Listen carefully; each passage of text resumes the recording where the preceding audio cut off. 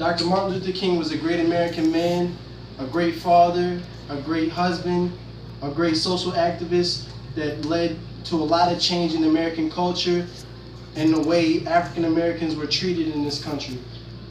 He was a great social activist from the mid-1950s to 1968 when his eventual assassination occurred. And before this, one of his greatest accomplishments was the March on Selma, which led to better voting rights for African Americans. The Civil Rights Act of 1964 forbade discrimination in voting. The Southern Christian leadership and the Student Nonviolent Coordinating Committee met resistance in southern states and most of all in Alabama. This is when Jimmy Lee Jackson was killed. He was a demonstrator trying to get these voting rights in Alabama, and he was killed by a state trooper in Alabama.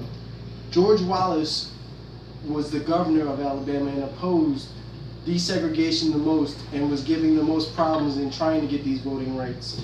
Dallas County sheriffs led a steadfast where 98% of African American voters that were eligible to vote in Alabama were unable to because of the different tactics they were using to get these voters from the polls. This led to a measly 2% being eligible to vote.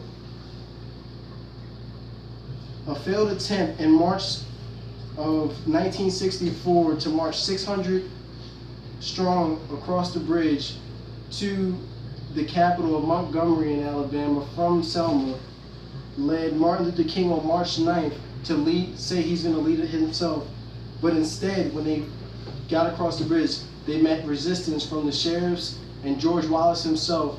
Also, people that were throwing rocks and other debris at them led them to turn around, and 10 ended up injured.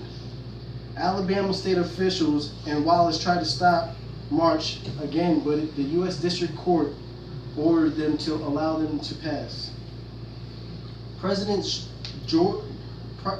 Lyndon Johnson also backed the march Martin Luther King was trying to get across.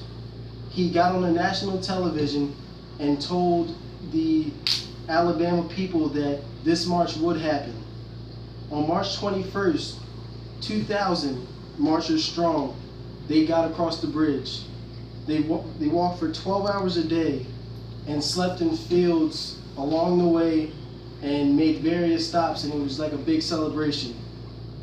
The U.S. Army and the Alabama National Guard escorted Martin Luther King and these marchers all the way to Montgomery. They walked 12 hours a day, once again. March 25th arrived, and they finally reached Montgomery, where they met up there with at least 50,000 other people, black, white, Hispanic, all cultures, wanting to show their support for this march and for the right for people to vote and for the support of Martin Luther King. King stated as he stood on the Capitol steps, "No tide of racism can stop us." There was a lasting impact that this had.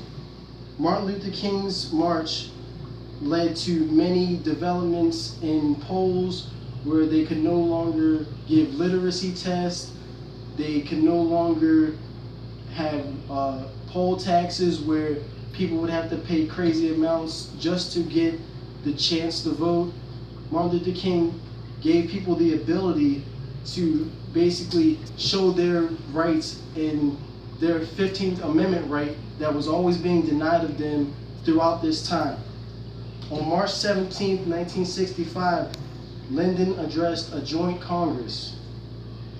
He calling for the federal voting rights legislation to protect barriers that stood in the way of African Americans in the United States from voting. In August of that year, 1965, the Voting Rights Act guaranteed voting rights, and African Americans all over the country rejoiced, and all over the world people saw that Martin Luther King had a great impact in this situation and that they could have the rights they wanted if they only fought for them following his way. They banned the literacy tests, as I said. The Voting Rights Act was the most expansive piece of the Civil Rights Act that was ever enacted and was one of the greatest feats that the civil rights movement had, and this reduced the disparity between the blacks, the whites, the Hispanics, all the races of the United States. This gave them the right to not only vote, but gave them basically the will to go in their local, federal, state, the national government and show why they really should be able to vote.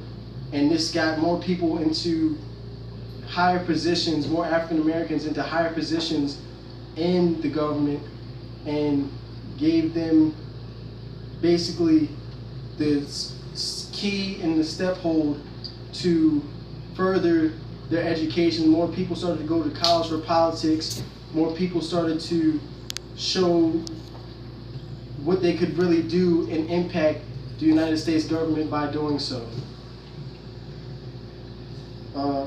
Martin Luther King had many impacts throughout his life, and from this, I feel like the great man that he is, the great man that he was, many people can learn throughout generations, and throughout these generations, more people have seen this.